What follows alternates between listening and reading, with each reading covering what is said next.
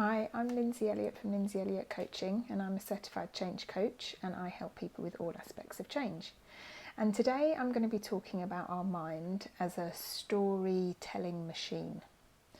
So, this is one of the most helpful things that I have learnt, is to know that one of the functions of our mind is to tell stories, is to make things up and fill in the blanks. So our brain or our mind, its sole job is to keep this system, this body-mind alive. Okay, and there's various different ways that it will do that. But one of the ways that it does that is if there is any uncertainty going on, anything that we're not sure about, or we don't know what the outcome's going to be, then it will jump into the future and it will make up some kind of story, give some kind of meaning about what might happen. And then innocently, we can believe what our mind is telling us. We innocently listen to it and we innocently think, oh yes, I think that could happen, and so I shouldn't do X, Y or Z, or I really need to stay doing this because X, Y or Z might happen. And when we can really see that this is something that it does all the time, it adds a layer of meaning, particularly about us, particularly about you and me. It will add tons of meaning about what it means about us when stuff happens, when things go right, when things go wrong, all of that stuff. So it adds a ton of meaning, it adds all of our perspective. It's basically creating our reality through our thinking. But that thinking isn't 100% the truth. It's totally subjective rather than being objective. So any story that your mind is telling you is not the absolute God-given truth. It's just a perspective. It is just a story, a narration that is happening. So, as I said, one of the main jobs of the mind is to fill in the blanks if there's uncertainty. It's to create perspective, to interpret the world and to keep us safe. Now, none of that is a problem. Your brain and your mind is not going to stop doing this. So we don't want the storytelling to stop. We don't want the meaning making to stop. But what we can do is we can get some kind of separation between absolutely believing it all of the time. Because when we believe the stories that the mind is telling us, inevitably that creates some kind of suffering for us. So if we can get a little bit of separation from it and see that this is what's happening, we don't need it to stop, we don't need it to cease doing its job. We don't want our mind to. It's a brilliant, amazing machine in our heads and it's keeping us alive. We want it to keep doing what it needs to do, but we don't have to buy into the stories. We don't have to buy into the meaning that it is making all of the time. Now, this is probably sounding a little bit abstract, so I'm going to talk about it with a few examples because I think that's the easiest way to understand this, and also hopefully to gain the benefit from seeing that this is true and seeing that this is what's happening in life. So, for example, the reason that I'm recording on my phone today as opposed to I normally record on my laptop, is because I came to sit down and record and the screen on my laptop is totally blank. It looks like it's working, but the screen totally and utterly blank. Can't get it to work. So, and I noticed my mind, so we have the fact of a laptop screen not working, and then we have my mind, and the story that it's telling is, oh, what happens if you can't get the laptop to, right, if you can't fix it, and then how are you going to be able to send those, like there's certain stuff I have to do on my laptop, I can't do on my phone. How are you going to be able to send that presentation that you've got to finish? How are you going to be able to write the email that you need to write, which I've got to attach things, and and what about if you lose absolutely all of your work? What's that going to mean for your business? So it's painting this story about the what if, the what if, the what if all of the time about the laptop. Now at the moment, when I started to notice the story running, started to notice particularly the doom and gloom, because it actually went to the place of, well, if you lose all of your work from your business, that means that there's going to be terrible things are going to happen in your business and you're going to be behind and all of that. Now look, there may be some level of truth to that. If I can't get the laptop fixed, then yeah, that's going to cause me some extra work in my business, but it isn't the doom and gloom that my mind is telling me. And also, I may be able to take it to the shop down the road and get it fixed in 10 minutes. I don't know. And this is really the point of the story, is that the story my mind is telling me is inevitably negative because it's trying to keep us safe, it's trying to predict danger, which to my mind, things not going well in my business looks like danger. And it's trying to prevent that from happening. So love it, it's trying to help, but I don't need to listen to that. What I need to know is I've got the neutral fact of laptop not working. My wisdom then says, okay, just record on your phone. But this is the same true also. I'll talk through another example I've got going on at the moment. So I've got a slight health issue, a symptom that showed up in my body that could be normal, it might not be normal. And my mind has absolutely spun me a story about that. This could go on, and if it goes on, it's really going to affect your quality of life. And what about if it's something serious and you end up dying, or you're going to be seriously ill and you're going to have loads of treatment, So it's painting this story all of the time. And I know, because I know how my mind works, how all minds work, is that I don't need to pay attention to that, because what's happening here and now is there is a symptom in my body that may be normal or may not be normal, and I've done the sensible thing and I've got a doctor's appointment for next week to get it checked out. That's as much as I need to know right now.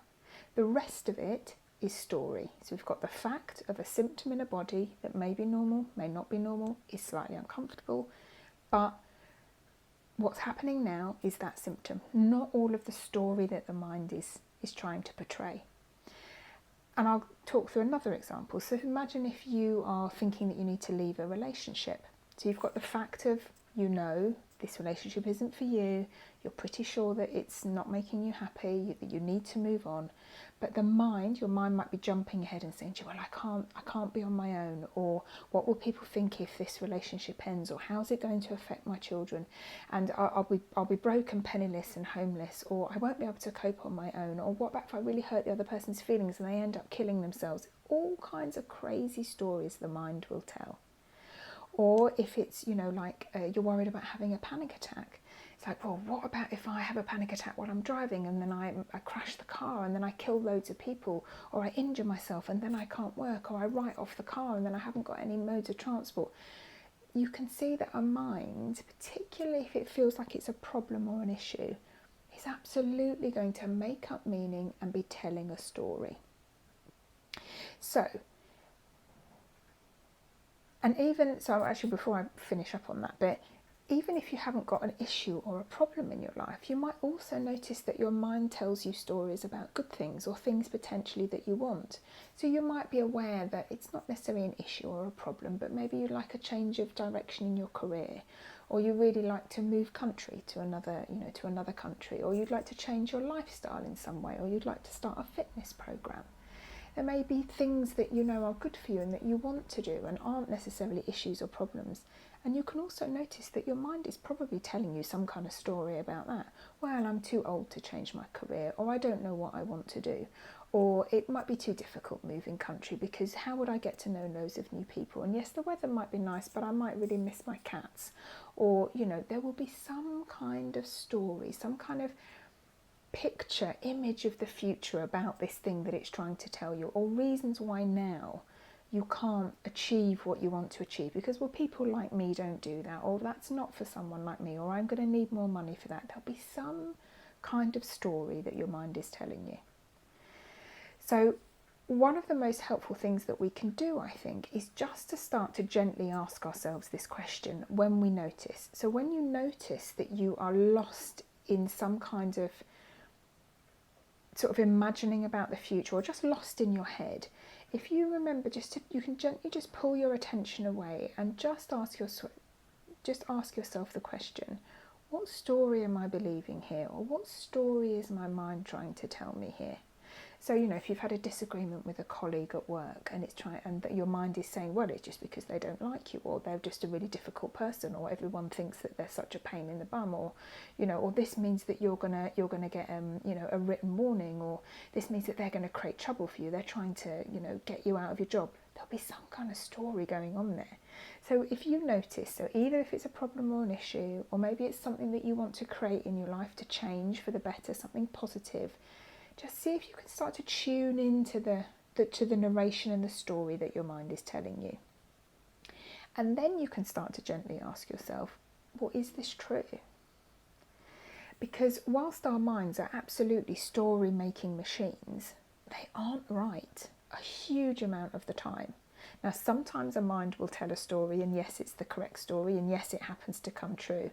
But if you look how many times your mind is wrong, then you'll really start to question, do I need to believe this story? And even if the story that the mind is telling is right, it doesn't matter. It doesn't prepare us in any way better for the, for the future by having got the story right.